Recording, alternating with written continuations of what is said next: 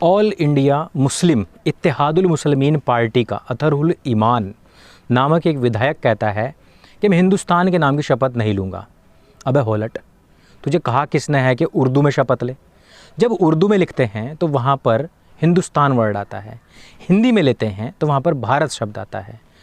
अब आपको जब चूल मची है कि हमने लेनी ही शपथ उर्दू में है तो वहाँ पर तो हिंदुस्तान ही होगा। अब कहता है कि शपथ तो लूँगा मैं उर्दू में ही और बोलूँगा मैं भारत। आप ज़रा समझिए कि इस जिहादी कौम का, इस टायर पंचर बनाने वाली कौम का, इस मादरसा छाप जो कौम है, इसका जो आईक्यू लेवल है वो किस कदर घटिया है और किस कदर घटिया है उन लोगों का आईक्यू जो उन लोगों को वोट देते हैं। लेकिन इसके पीछे किसी आईक्यू की आवश्यकता नहीं, उम्मा की आवश्यकता है, इस्लाम के नाम की आवश्यकता है और उस आदर्श को स्थापित करने की आवश्यकता है जो अलीगढ़ मुस्लिम यूनिवर्सिटी में टंगी हुई फ़ोटो मोहम्मद अली जिन्ना जिसने कि आदर्श स्थापित किया था। आज AIMIM जो पार्टी है, जो असउद्दीन ओवैसी की पार्टी है, वो आने वाले भविष्य की मुस्लिम लीग है। और आप देख लेना कि हमारी तथाकथित राष्ट्रवादी पार्टियां भविष्य में कांग्रेस बन जाएंगी। सेक्युलरिज्म का जो कीड़ा है उनको काट चुका है। ऐसी बहुत सारी खबरें हैं, मेरे साथ बने रहिए, क्योंकि इस तरीके का जो जहर है इसको काटने की जो आवश्यकता है वो तो बहुत ऊंची है, लेकिन काटने की जो मशीन है वो केवल आपके पास है, आपके किसी नेता, आपके किसी नौकरशाह, आपके किसी कानून सिस्टम के पास नहीं है।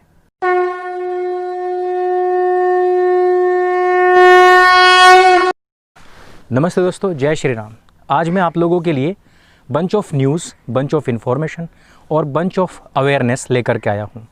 बहुत सारी ऐसी खबरें हैं जो दबी और जब तक हम नहीं आए, बहुत सारे यूट्यूब चैनल्स हैं जिन्होंने इन खबरों को उठाया और कल जो वीडियो आया उस पर आपके कमेंट्स आए, उसके बाद में आप लोगों के मैसेजेस आए, मेल्स आए, उनसे मुझे पता लगा कि आप कितनी ईगरली इन सब चीज़ों की वेट कर रहे थे। बीच बीच में कुछ हर्डल्स आते ही हैं, जैसे कि 7 दिन के लिए यूट्यूब चैनल हमारा बैन हुआ और काफ़ी अफसोस भी हुआ आप सबको, मुझे भी। और कि जिस तरीके से मैंने बहुत टाइम पहले जब ये टीना डाबी और अतहर की शादी हुई थी उस टाइम पर मैंने आप लोगों को बताया था कि ये बहुत ज़्यादा टिकने वाली शादी नहीं है। और देखिए, आप ही खुद देख लीजिए, 2 साल लगभग के करीब 2 साल आसपास ये शादी टिकी है।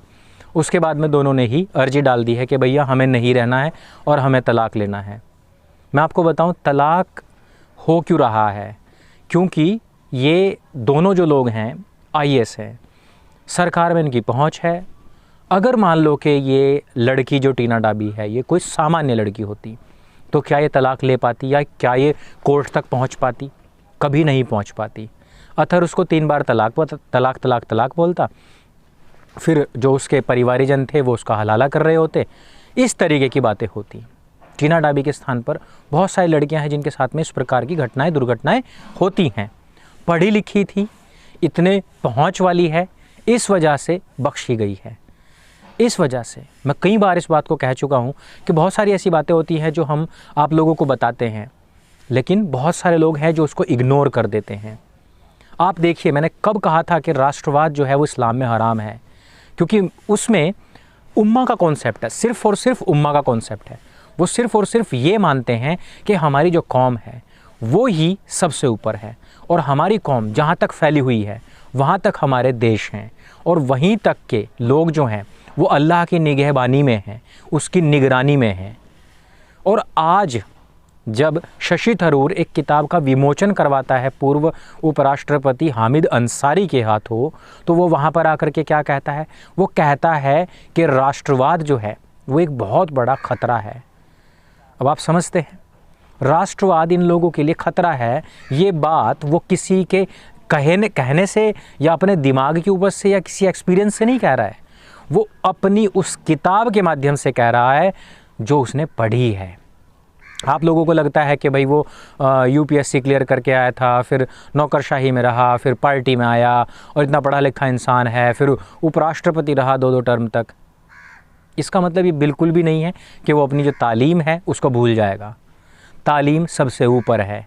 अगर आज टीना डाबी को तलाक लेना पड़ रहा है तो वो अपने पति की जो दीनी तालीम है उसके द्वारा जो खड़ी की गई प्रॉब्लम्स हैं उनकी वजह से है। इस बात का मैं आप लोगों को आश्वासन देता हूँ और पुष्टि करता हूँ।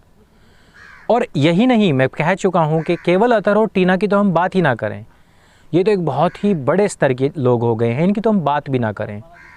बात हमें करनी चाहिए उन लोगों की, उन बच्चियों की जो बहक जाती हैं इनके चक्कर में। एक खुशखबरी की बात भी है। मुश्ताक नाम का एक मुस्लिम लड़का हिंदू लड़की को रोज़ाना परेशान किया करता था। आपको भी पता है कि इन लोगों ने हमेशा ही पीठ पीछे वार किया है, या नाम बदल करके वार किया है, या घर में रह करके जब आप उनको नौकरी दे देते हैं, अपने घरों में रखते हैं, तब ये घर की महिलाओं के ऊपर इस प्रकार के हमले करते हैं।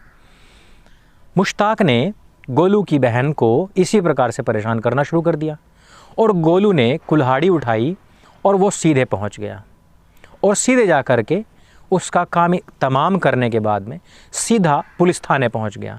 न वो नेपाल भागा, न वो सऊदी भागा, न पाकिस्तान भागने की उसने कोशिश की। और मुश्ताक को इस प्रकार से हूरगति प्राप्त हुई। हूरगति तो आप समझते ही हैं क्या होता है। सनातनियों को वीरगति प्राप्त होती है और इन लोगों को हूरगति प्राप्त होती है। इस प्रकार से आज के समय में ऐसे उदाहरण प्रस्तुत करते हैं लोग, ताकि इन सरीखे जितने भी लोग हैं, मुश्ताक सरीखे जो लोग हैं, जो आसिफ सरीखे लोग हैं, इन लोगों को कुछ शर्म आए, इन लोगों के अंदर कुछ डर बैठे। क्योंकि कानून को तो आपने देख ही लिया है, कानून के बारे में मैं क्या ही बात करूं। और उस पोस्ट में लिखा है बढ़ावा देने के लिए, यानी कि अगर एक हिंदू लड़की मुसलमान लड़के से शादी कर लेगी तो उनको 50,000 रुपये पारितोषिक मिलेगा, इनाम मिलेगा। जहां एक तरफ पूरी भारतवर्ष की जो हिंदू समाज और यहाँ की जो लड़कियां हैं, महिलाएं हैं, वो त्रस्त हैं इस बात से, लव जिहाद से, उनका पीछा किए जाने से, छेड़खानी से, उनको जलाए जाने से, उनके साथ में दुष्कर्म किए जाने से। जहाँ वो एक तरफ परेशान हैं, वहाँ उत्तराखंड की पूर्ण बहुमत की सरकार के अंतर्गत आने वाले एक व्यक्ति ने इस तरीके का नोटिस भी निकाल दिया। अब आप समझिए कि स्थिति क्या है। उत्तराखंड को हम देवभूमि कहते हैं, और देवभूमि जहाँ हमारे सारे पवित्र स्थान हैं, वो तो भला हो कि तुरंत यह जो बात थी वो सीएम के संज्ञान में पहुंची और उन्होंने तुरंत कहा कि इस प्रकार के किसी भी खत की, किसी भी ऐसे लेटर की या घोषणा की आवश्यकता नहीं है, बल्कि इसकी जांच होनी चाहिए। क्योंकि इस समय पर उत्तर प्रदेश के अंदर, हरियाणा के अंदर, जो कि उत्तराखंड से मिलते जुलते ही राज्य हैं, इन सब में इस प्रकार की बात चल रही है कि हम लव जिहाद के खिलाफ कड़े से कड़ा कानून बनाएंगे। अब आप देखिए कि सेक्युलरिज्म का स्तर किस कदर हमारे जो नौकरशाह हैं या जो हमारे राजनीतिक लोग हैं, उन लोगों की रगों में किस कदर उतरा हुआ है। ये लोग भारत में ख़ास तौर पर हिंदू लड़कियों को टारगेट करने वाली फिल्मों को प्रोत्साहन देते हैं। मंदिरों के अंदर जहाँ पर घंटे घड़ियाल बजते हैं, आरतियाँ होती हैं, वहाँ पर मुस्लिम लड़के के साथ चुंबन के सीन दिखाए जाते हैं। आश्रम जैसी सीरीज़ बना करके हिंदुओं के जो साधु संत हैं उनको बहुत एक्सट्रीमली बदनाम करने का प्रयास किया जाता है। और दूसरी तरफ एक जामा मस्जिद का जो इमाम है, जिसके ऊपर 60 के आसपास केस हैं, उसकी कोई खैर खबर भी नहीं लेता है। तो जहाँ पर पूरा जो हमारा सिस्टम है, जो हमारी कार्यपालिका है, हमारी न्यायपालिका कहिए, हमारे फिर ये जो राजनीतिक सिस्टम कहिए, ये सारे के सारे ही जो कहते हैं ना हर डाल पर उल्लू बैठा है, तो इस पेड़ का या फिर इस पूरे के पूरे बगीचे का रखवाला कौन होगा, कौन इसको बचाएगा। तो इसको बचाने हेतु किसी को बाहर से आने की आवश्यकता नहीं है, इसको बचाने हेतु किसी को अवतार लेने की आवश्यकता नहीं है, क्योंकि अवतार आएगा भी नहीं। और अवतार आए भी तो क्या हम उनको ये छोटे छोटे काम में लगाएंगे, ये गंदगी मिटाओ, वो गंदगी मिटाओ। यदि अवतार आएंगे तो उनके आने से पहले हम ये गंदगी साफ़ करें, ताकि अवतार आएँ तो उनको तलवार ना उठानी पड़े, उनको बैठाएं, उनके दर्शन करें, उनके विराट स्वरूप के दर्शन हेतु प्रार्थना करें, उपासना करें, ज्ञान ध्यान की बातें सीखें। ना कि ये जो छोटे छोटे काम हैं इसके लिए हमें भगवान को बुलाना पड़ेगा क्या? ये तो हमारा ही काम है।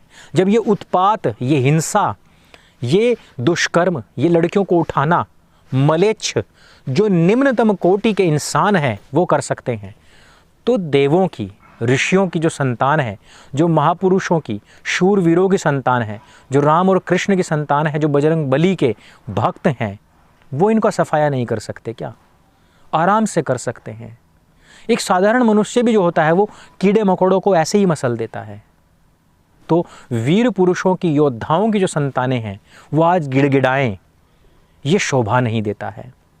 बहुत सारे विषय हैं, लेकिन इस समय पर मैं एक ऐसे वातावरण के अंदर हूँ कि जहाँ पर मैं उग्रता के साथ नहीं बोल सकता, क्योंकि इस वातावरण के साथ में बहुत ही नाइंसाफ़ी होगी, मेरे साथ नाइंसाफ़ी होगी, क्योंकि मैं एक लंबे समय से यहाँ पर हूँ और मैं ज़ोर से बोलने का अगर प्रयास भी करूँगा तो मेरे खुद के सर में दर्द हो जाएगा।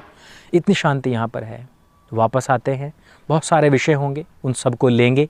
आपने जो सत्य सनातन को प्यार दिया है उसके लिए मैं बहुत कई बार, दिन में कई बार आप लोगों का धन्यवाद प्रस्तुत करता हूँ। वीडियो के माध्यम से तो मैं स्पष्ट रूप से आप लोगों के सामने कह रहा हूँ, लेकिन मन में भी मैं कई बार आप लोगों को इसके लिए धन्यवाद, कोटिश नमन प्रस्तुत करता ही रहता हूँ। इस प्लेटफॉर्म को अपना प्लेटफॉर्म समझें, इसको जन जन तक पहुँचाइए और हमारे टेलीग्राम ग्रुप से जुड़िए, ट्विटर से जुड़िए, इंस्टा से जुड़िए, यूट्यूब के दोनों चैनल से जुड़िए। आपका बहुत बहुत बहुत धन्यवाद। मेरे संग बोले सत्य सनातन वैदिक धर्म की जय। जय हिंद, वंदे मातरम।